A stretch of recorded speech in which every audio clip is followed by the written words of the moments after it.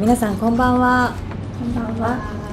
オンラインサロンパレコローレ第2回目のオンライン対談を始めます。今日のゲストはですね、先週インスタライブの方でもお越しいただきました中目黒にありますプライベートスパスタニングの代表ゆうさんです。よろしくお願いします。お願いします。インスタライブね見てくださった方は、はい、私たちの30分近いね、トークをお楽しみいただけたと思うんですけれども、ミュウさんはこちらの今スパの方にお邪魔しているんですけれども、こちらの方でセラピストとして活躍されていらっしゃいますね。はい、ありがとうございます。私も5年ぐらい前に初めてお会いして、そこからね施術を毎月というわけにはいかないんですけれども、定期的に顔の方と体の方のケアをしていただいていて、ね、そうですね。長いお付き合いになっています。嬉しいです。ありがとうございます。どうですか、みゆさん、ちょっと夏の終わりのこの時期、何かそのお客様とかでお客様の傾向ですか。はい、やっぱりもう夏の陽気って実は結構疲れがたまりやすくって、あとはお子様がいらっしゃるお母様たちなんかは、毎日のようにそのご飯作んなきゃいけなかったりで、もうとにかく今時期8月終わりは体調不良を起こされる方が非常に多いのと、同時に、肌免疫も落ちてくるので、ニキビとか今までなかった肌の症状を出してくるっていう方が結構多いです。このなんか気温の暑い、今年も特に暑いじゃないですか、そういうのもやっぱり肌に影響したりもするんですかね。すごく影響してきますね。紫外線とは別にその気温が肌に与える影響みたいなものがあったりするんですか？そうですね、肌に直接的な原因っていうような感じではなく、むしろその体内のバランスを崩してくるとか、自律神経の状態を崩してくるとかっていうので、結果的に肌に出てくるとか、そういう感じでちょっと乱れが出てるっていう方がすごく多いです。私なんかこう夏にやはりこう汗をかくじゃないですか、体だけじゃなくてね、顔からもこれだけ暑いと湿度も高いので、こう常にこうムシムシしている状態、ちょっとこうほてってる状態がこの夏続いてたんですけど。そうですね、結構夏場も温めないといけないというか、結構温熱療法じゃないんですけれど、体を冷やさないようにって皆さん結構気にされるんですよね。なんですけど、ここまで暑くって、肌のほてりとか脳のほてりとか、体の中の暑さ、熱のこもりっていうのがある場合には、結構それを冷やすっていうのも一つの、仕事として必要なので、結構こうほてり感を感じたらアイス飲むとかでもいいから、ちょっとこう当ててあげる。そうするとメイクのりが良くなったりするんですよ。ごめんなさい、それは朝の起きてすぐに起きてクレンジングとかを済ませて、その後化粧水とかをつけて、それから少しクールダウンさせると毛穴がキュッと締まる。キュッとね、よくお水、ちょっとお湯とかありますね。ありますよね。それとはちょっと違うのかしら。それは結構冬場、毛穴が逆にこう詰まって目詰まりしてるような時にお湯で緩める。それをちょっと紹介しようかなと思ったんですけど、そうお湯で緩めて、蒸気とかのそういうお湯の熱で毛穴を開かせて汚れを取って、その後は冷たいお水で閉じて目を整えてあげる。っていうので、温水と冷水を交互にっていうのは結構あります。あと血行促進にもなるから。そのお湯って結構ぬるま湯で十分なんですか？そうですね。直接肌に当てる場合は38度ぐらいのぬるま湯。38度。お風呂がだいたい40度ぐらい。ちょっとぬるい。そうですよね。だとベストって言われてます。でもこう蒸気をいきなりいいですか？いいですよ。こんな感じで洗面台とかで朝、お湯をためて、ちょっと熱めのお湯をためてあげて、例えばリフレッシュとか、あと毛穴を引き締めたいとか、そういう目的に応じてアロマを垂らしてもいいんですけど、そこにこう顔を置いてあげたりとか、結構毛穴が目詰まりしている場合なんかは、これちょっとタオルをってカメラ撮れなくなるけどいやこういう風にしてうん蒸気をしっかりと集めて、お顔の、熱をしっかり上げてあげる、毛穴を開かせてあげる、そういうようなことをしてあげるといいです。そうでもそのあれですよね、洗顔に絡めていろいろそういう手を加えていくことで、ちょっと肌の状態が変わるっていうことです。もうその洗顔の方法を皆さんいろいろな洗顔をされてると思うんですね。私もちょっとバチャバチャ洗う時もあれば、オイルクレンジングしたりクリームクレンジングしたり、本当にその時々いろいろなクレンジング方法をしているんですけれども、ただ自分の素肌のなんていうんですか、活力だったり自分の本来持っている素肌の良さを生かすクレンジングがあるということをミュウさんから先日お聞きしまして、今日はぜひその素肌を蘇らせるクレンジングの方法を教えていただきたいと思います。どうぞよろしくお願いします。お願いいたします。ちょっとピンポンになっちゃいましたけど大丈夫です。始めましょう。でもいいですか、一つお聞きして、このクレンジングはどの時のクレンジングですか？例えばその朝起きて何も化粧水と乳液で寝ますよね。ちょっと汗ばんでたりする時のクレンジングなのか、それともメイクオフの時の夜寝る前のクレンジング、どちらから？両方同じように考えて大丈夫です。そうなんです。そうで、例えば、はるかさんなんか撮影用のメイクとかってされていると、それこそ普通のメイク落とし使ってると落ちないですよ。結構3回ぐらいこすりますもん。ありますよね。そういう場合はもうとにかく最初に表面にあるメイクだけは、とにかくお手持ちのちょっと強い洗浄力があるもので使って、最後にミルククレンジングとかで素肌を磨くっていう感じの、最後にミルクのクレンジングで整えるっていう感じの使い方をするといいと思います。2回に分けるっていうことですね。そう1回目は表面の汚れを落とす、で2回目というか最後の仕上げで必ずミルクで磨いてあげる、そうすると肌の pH のバランスが整って、例えばうちのお手入れにいらっしゃる方なんかは、自分の手持ちのそのお化粧品類を全部取っ替えようとする方が結構多いんですけれど、そうじゃなくてクレンジング一つ変えてあげるだけで今お手持ちのものっていうのが 2,3 倍もう今までよりも働いてくれるようになるので、クレンジングだけまず変えてみましょうかっていうケースが非常に多いんです。それぐらいクレンジングって非常に大事。そうで、うちでご提案させていただいているミルククレンジングっていうのは、朝の、洗顔代わりにもなるし、夜のクレンジング代わりにもなるから、朝は軽くていいっていうことですかね。そうですね。夜は例えば500円玉代ぐらいを2回使うとしたら、朝は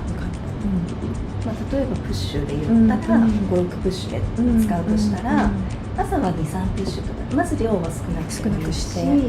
手間とあとクレンジングの時間っていうのをちょっと短くしてみましょう。そうですね。小鼻とかね、ごわつきやすいですもんね。皮脂の影響ってことですよね。そうなので朝にちゃんとクレンジングをしてあげるっていうのが、その肌トラブルを防いでいく1個目。なるほど。なので朝晩両方とも同じテクニックで、同じ量でやっていけば全く問題なしだし、慣れてきたら自分の肌の状態見て、朝そんなに皮脂量そんな今日多くないなと思ったら量減らせばいいし、ちょっと融通効かせていけばいいので、まずはその大体の目安量だったりとか、その手順とか、そういったところを今日はちょっと説明してみようかと、お願いします思います。お手伝いをしてくださるセラピストのはるかさんです。同じ名前なんですね。よろしくお願いします。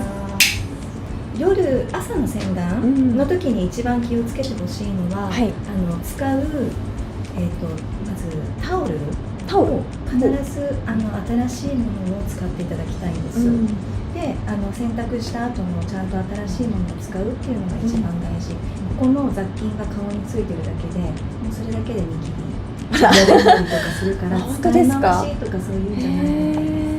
で、新しいものをちゃんと使っていただくっていうのが一つのキーで、朝も夜もそうなんですけれど、洗顔をする前に手を一回洗っていただきたいんです。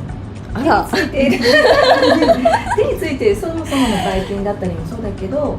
汚れを一回落としてちゃんと。本当ですか？本当ですか？でもね、この手間を一回やるだけでちょっと初耳です。そうなんです、結構この2つ、皆さんないがしろにしてるケースが多くて、知らないかな、ね、そうですよね。知らないですよね。でね、洗顔前に手を洗うって考えたこともなかった。で、朝の洗顔の時にフォームを使う方なんかは、それをちゃんとやらないと泡立ちだったりとか、洗顔の効果っていうのが半減していくので、ちゃんと手を洗ってからスタートっていう感じです。で、今じゃあ手を洗ったとして、でミルククレンジングをうちでは推奨してるんですね。でもしも使う場合、手につけるか大体、ボトルにもよりますけど、5プッシュ500円玉台ぐらい、ちょっと緩いから、基本的に夜クレンジングで、メイクを落とすとかの時にもこのぐらいの量は必ず使います。でこれを手に出して、ミルククレンジングの場合はお水とかは一旦タオルをオフした状態で始めていきます。でこれをまずはお顔に塗布していくんですが、だいたいフェイスラインから5番とかに向かってどうぞ。手でこういくんですね。こうバーじゃないんですか？それでも大丈夫といえば大丈夫。そう見えてる。見えるか。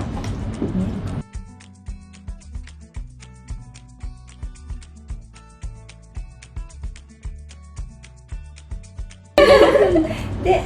夜メイクをしている時には、この手順を2回。1回目は同じミルククレンジングを使うんだったらば、1回目は同じ量同じ手順でお顔表面の汚れを取るだけ、メイクを取るだけのことをして、1回洗い流してタオルでオフをしてから、その後にもう1回同じことを繰り返して、2回目っていうのは毛穴の奥の汚れを抜け出せるとか、表面のpHをしっかり整えてあげる、水分量、油分量っていうのを整えてあげるっていうような意味合いで肌を磨くっていう感じでやってあげると、どんどん肌質強くなっていくので、こうなんとなくやっちゃうところありませんか？こう、バシャバシャまではいかないし、こすったらいいやみたいな。そうなんです。そうね、あと忘れちゃうところもね、服とかね。で皆さんやっぱり皮膚の摩擦っていうのを色素沈着とかシミが原因になるっていうので、結構気にされる方多いんですけど、その割にクレンジング量を結構ちょっとしか使わないで、さっきのこの辺りの薄さで使い続けていたりとか、だいたいクレンジングって1本1ヶ月で使い切るぐらいの量で作られているので、それぐらいを目安に使っていかれ量も使っていかれると、いいと思います。その摩擦もクレンジングをきちんとつけていればそんなに摩擦が起きないっていう。絶対にならないです。結構こすった方がいいっていうことですよね。この皮脂腺のあたりとかも。ですね、こするとちょっと語弊があるよね。そうですね。こういうことなんです。浮き立たせる。浮き立たせる。でもミルクを表面に置いてこういうこと。なんて表現したらいいんでしょうね。ミルクを転がすだけ。転がす。そう。ミルクを転がしていくと、そうするともうこれだけで肌の内側の汚れなんかが乳化されて浮き立ってくるんですよ。なのでこれをその力加減ってことですよね。ゴシゴシゴシゴシやらないでってことですよね。表面はもうあくまでこのぐらいの力加減でミルクを転がしていくだけ。あとは量もたっぷりして。なんか一番最初に見直すべきところかもしれないですね。そう、ここさえちゃんとしとけばっていうところです。わかりました。はい、やってみます。ありがとうございます。やってみてください。しっかり落とさなきゃっていうところにすごく意識は向けられてるんですけれども、じゃあどういうふうにしっかり落とすべきなのかっていう、なかなかそういう、見ないですよね。そのメイク雑誌とかでもあまり見ることもなかったですし、しっかりっていうのの言葉もよくないのかそうですよね。しっかりイコールゴシゴシみたいな感じられてる方もゴシゴシいらっしゃいますよね。強いものを使ってやりたいのか、その人によって全然捉え方が違う表現でしかないので、教科書がないから結構皆さん悩まれてたりするところですね。そうですね。そうなんでこのクレンジングを例えば普通にいつもうちでおすすめしているクレンジングを使ってくださっている方でも、時期だったりホルモンバランスの状態とか体調によってはこれ自体が過剰になるケースがあるので、そういう時にはちょっとだけ洗顔をおすすめするっていう時もある。だから一つのアイテムにおいても時期とかその時に肌状態によってちょっと必要なケアが変わってくるっていうふうに思っていただけるといいです。そこのでも知識は必要ですよね。思い込みでやっぱり生きてみんな生きてるじゃないですか。そうなんです、そうなんですね。それ臨機応変に自分でこう肌を感じて、肌の状態を見てっていうふうになかなか思い至らないのが正直なところですよね。そうなんです。もう思い込みでこれとこれを使うとかっていう情報だけがこう先にね入ってきてるので、そんな中ね48年来ちゃいましたけど、今結構衝撃的な。そうでも、実はクレンジングさえ制してしまえば、結構肌改善って早いから、そうですよね。すっごく楽しくなってくるんですよね。そう自分のお家に使っているものっていうのもどんどん働きが良くなっていくので。そうですよね。あとその実際に自宅で使ってるものをもっとよく知る必要性もありますよね。なんとなくみんなが使ってるから買ってみたとか、これがおしゃれなパッケージだったり、信頼してるメーカーさんだからって言って買ってしまうところがやっぱりあるんですけど、そうですね。きちんと使って確かめるっていうね、必要性がありますよね。本当その通りですね。よくちゃんと知って、もしなんだろうわからないことがあれば、私たちみたいなものに聞いてくれたりとか。でもお肌を見てると、なんとなくどういうものを使ってるかなとかわかります？あら、大体わかるんです。なのでそれでお話をしてみると大体そういうケースが多かったりするので、全く違うケースもありますけれど、大体肌に傾向って出てくるので、なので何かがあったらいつでも相談をいただければと思います。化粧水は必ず使っていただくものになりますよね。それを使うときには、お手元に何プッシュか取っていただいて、それを肌にのせていっていただくんですが、実際に、スプレーでシャシャシャシャってやってペペペってやるだけで終わってしまう方も結構多くて、スプレー式の化粧水ってことですか？そう、化粧水でもねあるんですよ。なんですがスプレータイプでもできたら手元に取っていただいて、でそれを肌にのせていってあげる。でお肌にさっきはるかさんがおっしゃってたように、肌の感覚を磨くっていうのは手で磨いていくのがすごくよくて、そうなので手元に取っていただいたものを肌に軽くこう押し込みながらのせていくんですけれど、実際その手元の化粧水が入り込んだ感覚っていうのも手で感じていただきたくて、でそれでさっきのミルククレンジングと同じように入り込むタイミング見ていってあげると一気に入り込むケースの方が多くて、その場合は、どんどんと重ね付けをしていってあげるんです。で2回でも3回でも、私は結構乾燥してたりとか肌のなんかバランスを崩している時はそれを10回ぐらい繰り返すぐらい、とにかくクリームで保湿しようっていう方がほとんどない。今それ言おうと今もっとそれ言おうと思って先にクリーム塗ったらいいんじゃないですか。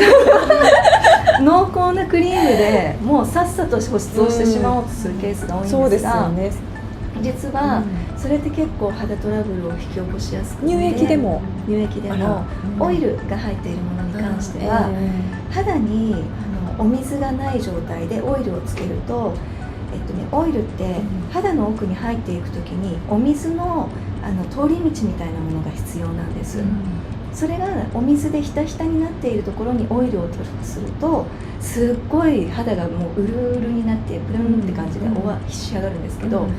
中が枯渇しているとか、道ができていない状態のところに保湿保湿って言っていきなりオイルつけると目詰まりをして浸透しないってことですか？浸透もしないし働かないし、結果的に目詰まりをして、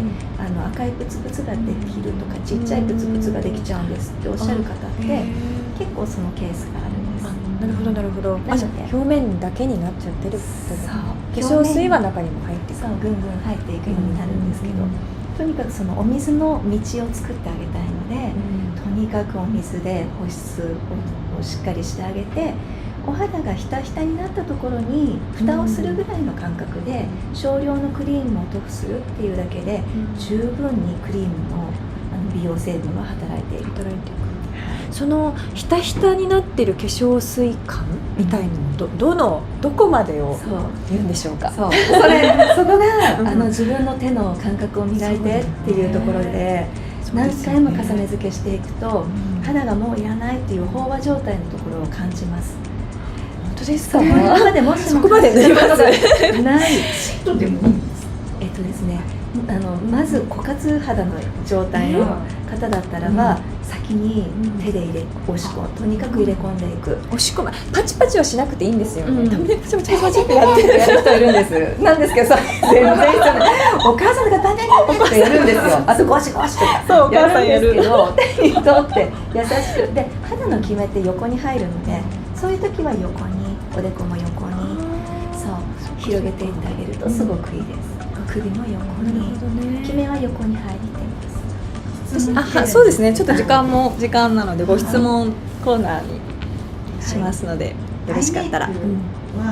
お顔のクレンジングの前に先に落とした方がいいですか。目元専用のものもいいでしょうか。部分メイクの落とし方について教えて。もうなんかお気づきの通りっていう感じです。クレンジング、目はもう目だけですよね。やっぱりマスカラ。最初に落としちゃって大丈夫。そうです。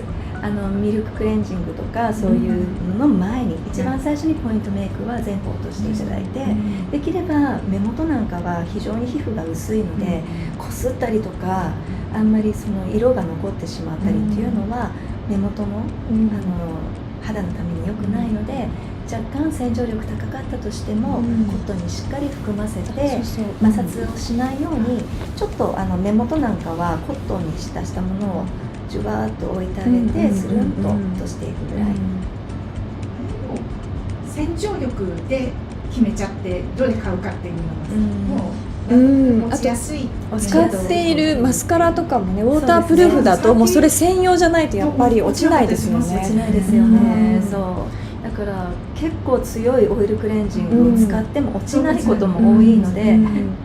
そうですね、専用のものがあるんだったら専用のものを使っていただいて、私もなんか色素沈着が怖いので、目元だけはもう本当専用のアイメイクアップリムーバーをずっと使ってます。ついついダブル洗顔にさっぱりになるまで知識って満足してました。言えば夏さん一緒。嬉しい。世代かしら。いやでも本当に皆さんなんていうんだろう、突っ張るまで洗うっていうか、まず何にもないキュッキュッて油汚れをピキピキしてる。ピキピキして、でもなんか焦って化粧水ってやるんですけど、本当にちゃんとしたクレンジングができ始めると、肌がもう出来上がっちゃうので、お風呂上がりでも化粧水塗らないまま普通に化粧水忘れちゃうぐらいの肌になります。本当ですか？焦ってつけるってことがなくなるんですね。全くないです。本当ですか？そのぐらいまで肌って整うんです。じゃあ私整ってないですね。ちょっと乾燥してるし、その表面に必要なセラミドの層とかっていうのがちょっと薄かったりするときはあります。そうですか。なんか結構洗顔後すぐ塗らないとパキパキしちゃうから、結構急げって感じですよね。もう皆さん肌を育てないね。そうですね。肌を育てるっていう意味ではすごくミルククレンジングいいですね。本当それまさに今回のねテーマでしたよね。そうですね。でも実際にそれのお話をお聞きして、ついこうクリームだったりとか、その化粧品だったりとか、ね、重ねていくものにとらわれてしまうところがね、あるので、まずはねクレンジングを最初に大切にして肌を蘇らせてね、これから今日教えていただいたことを参考にしてね、頑張って